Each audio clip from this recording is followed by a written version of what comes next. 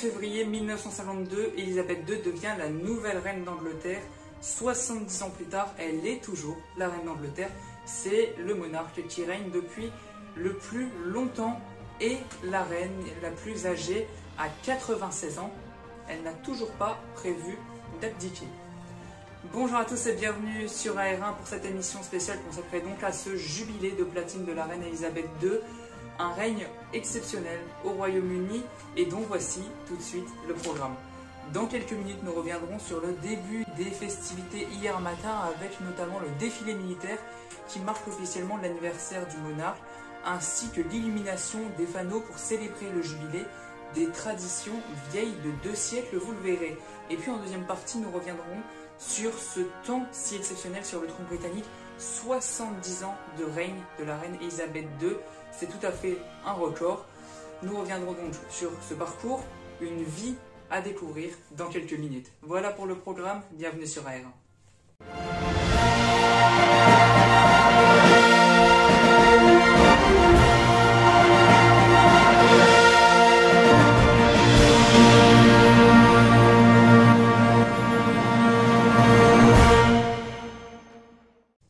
Trooping the Colour, c'était hier pour le début des cérémonies, le défilé militaire organisé pour marquer officiellement l'anniversaire du monarque. En quelques chiffres, ce défilé, c'est 1200 soldats, 100 musiciens de l'armée, 240 chevaux et un défilé aérien avec notamment les Red Arrow. Pardon pour mon accent. Bonjour Mathis Armand. Alors, que peut-on dire de ce qu'il s'est passé hier au palais de Buckingham ?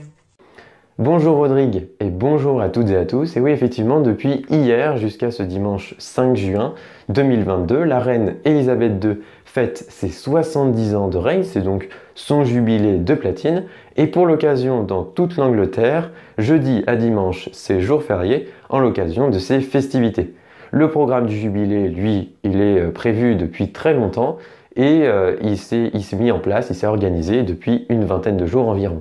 Donc hier, jeudi 2 juin 2022, c'était marqué le début du jubilé, le début des festivités. La reine et l'ensemble des habitants ont eu le droit à un défilé militaire avec notamment le typique Trooping the Colour qui représentait pas moins de 1400 soldats, 400 musiciens et 200 chevaux. La Royal Air Force a également été présente avec Sa Majesté et sa famille au balcon, hormis le duc Andrew qui est accusé d'agression sexuelle, mais aussi le duc et la duchesse Harry et Meghan ainsi que leurs 2 enfants puisque la reine leur avait interdit la venue sur le balcon. La reine Elisabeth, elle, n'a pas participé à la revue des troupes, c'est son fils qui s'en est occupé, tout comme le salut royal. Des célébrations qui se poursuivent jusqu'à dimanche, je le disais. Mathis, quel est le programme qui attend la reine ce week-end ? Le deuxième jour de ce jubilé, donc demain, sera également un événement somptueux avec la messe à la cathédrale Saint-Paul en hommage aux 70 ans de règne de la reine. Cette fois-ci, le couple Harry et Meghan seront présents à la cérémonie aux côtés de la reine Elisabeth II ainsi que Kate et William. Ensuite, samedi 4 juin marquera l'avant-dernier jour du jubilé de la reine. Le programme reste malgré tout aussi intense. En effet, une course hippique est prévue puisque la reine admire les chevaux. Emmanuel Macron lui en avait d'ailleurs offert un de la garde nationale française. Puis le soir, un concert géant et une fête extraordinaire sont prévus au Buckingham Palace. Cette soirée aura pour thème « Né ou ayant évolué au cours du règne de Sa Majesté ». Le concert sera, lui, à suivre à 21 h, heure française, et donc à suivre sur Paris Première à 21 h pour une durée prévue d'environ 2h30. Pas moins de 22 000 personnes sont invitées. Enfin, pour le dernier jour de fête du jubilé de platine de la reine Elisabeth II, un pique-nique et une grande parade sont prévus, puis un spectacle mettra un terme aux festivités qui aura pour thème transformation de la société depuis l'arrivée de la reine au trône en 1952. Plus de 10 000 personnes vont y assister. Puis Ed Sheeran terminera ce jubilé avec l'interprétation de God Save the Queen. Dans une interview récente d'ailleurs, la reine avait avoué avoir un faible pour le chanteur britannique. Cependant, la participation de la reine à toutes ces activités de son jubilé reste incertaine en raison de son état de santé. On le connaissait assez dégradé ces derniers temps. Rappelons que pour la célèbre photo du balcon, la reine a été présente avec une canne. Et ça, c'est une première. Merci beaucoup Mathis pour ce long programme. Merci également à Hugo Mandelin qui a aidé pour ce duplex. C'est un beau programme, 4 jours exceptionnels, 4 jours spéciaux que l'on a suivi sur AR1 hier matin et que l'on continue de suivre aujourd'hui et tout ce week-end sur notre compte Twitter @AR1info ainsi que sur notre site internet ar1info.fr. Elle a vu défiler 15 premiers ministres, effectuer de nombreux déplacements, certains historiques, traverser de nombreuses crises, connu des joies, des drames évidemment, et battu sans doute tous les records. Couronnée en 1953 après la mort soudaine de son père, Elisabeth II n'avait que 25 ans. 70 ans après, elle n'a pas bougé de place, seulement un tout petit peu vieilli. Mikey Suplon a réouvert les archives de ces 7 dernières décennies. Regardez. Née le 21 avril 1926 à Mayfair, à Londres, du roi George VI et de la reine Elizabeth Brown-Lyon, elle était destinée à être troisième dans l'ordre de succession du trône. Lors d'un mariage en 1934, à l'âge de 8 ans, elle rencontre son futur mari, Philip Mountbatten.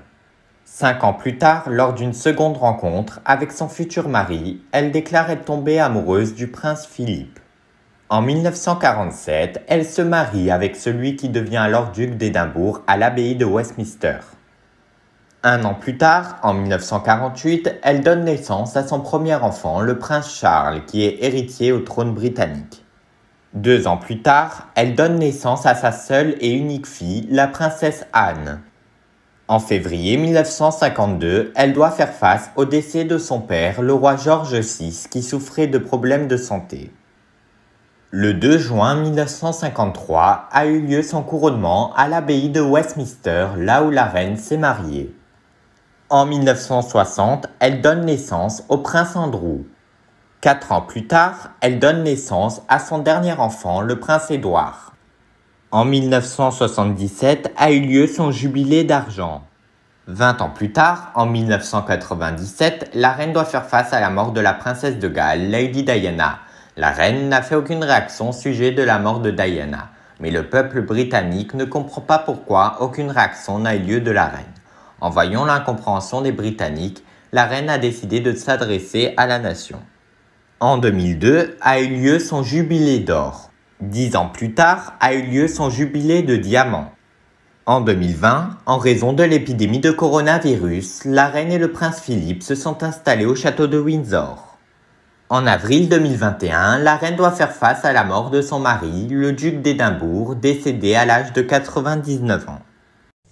Que de belles images. Merci Mikey, merci à nos journalistes qui se sont mobilisés pour cette émission et à ceux qui se mobilisent pour le reste de cet événement. Il faut aussi féliciter cette équipe. Alors voilà, c'est Pierre-Emmanuel Alter qui vous fait vivre ces 4 jours de festivités sur notre compte Twitter @AR1info et on est également présent sur notre site internet tout au long de ces festivités.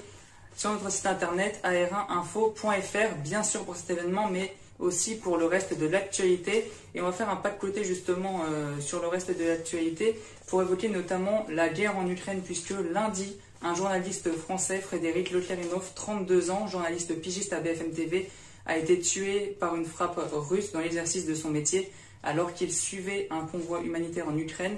La ministre des Armées a évoqué un double crime, celui d'un journaliste, mais aussi celui d'un convoi humanitaire. AR1 adresse ses condoléances à sa famille ainsi qu'à ses collègues et salue le travail indispensable pour le maintien de nos démocraties et la bravoure des journalistes sur le terrain qu'il ne faut pas cesser de déclarer. La guerre en Ukraine dont il sera question samedi prochain dans FAQ avec Mikey Suplon et son invité Baptiste Morin, un peu plus de 100 jours après le début de l'invasion russe. On revient sur la fin de cette émission spéciale. Merci une nouvelle fois donc à tous nos journalistes, à tous ceux qui se sont mobilisés de près ou de loin pour cette émission. Un grand merci notamment à Steven Combe, à l'habillage de cette émission et sur ce magnifique générique, ce magnifique bed, écoutez.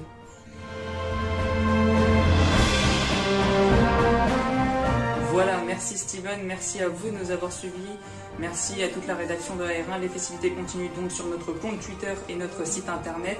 Et nous, on se revoit très vite, je l'espère. A bientôt sur AR1.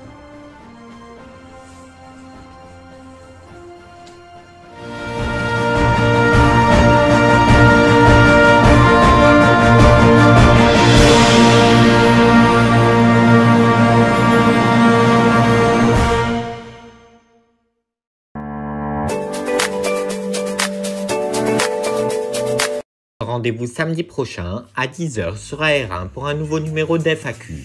Je reçois Baptiste Morin, journaliste à LCI. Il répondra à toutes mes questions sur la situation en Ukraine. FAQ, c'est ce samedi à 10 h sur AR1.